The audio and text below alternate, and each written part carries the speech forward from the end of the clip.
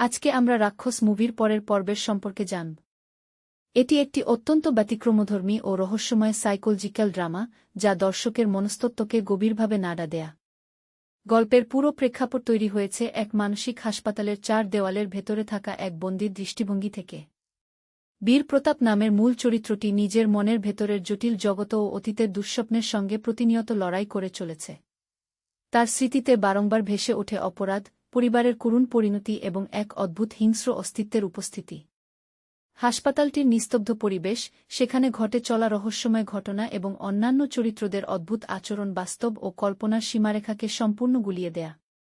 কে আসল অপরাধী আর কার মনে জন্ম নিয়েছে আসল দানব, তা নিয়ে প্রতিটি মুহূর্তে চরম সাসপেন্স তৈরি হয়। মানুষের মনের অন্ধকার দিক ও নির্মম বাস্তবতার এক ভয়ঙ্কর রূপ এই গল্পে অত্যন্ত দক্ষতার সাথে তুলে ধরা হয়েছে।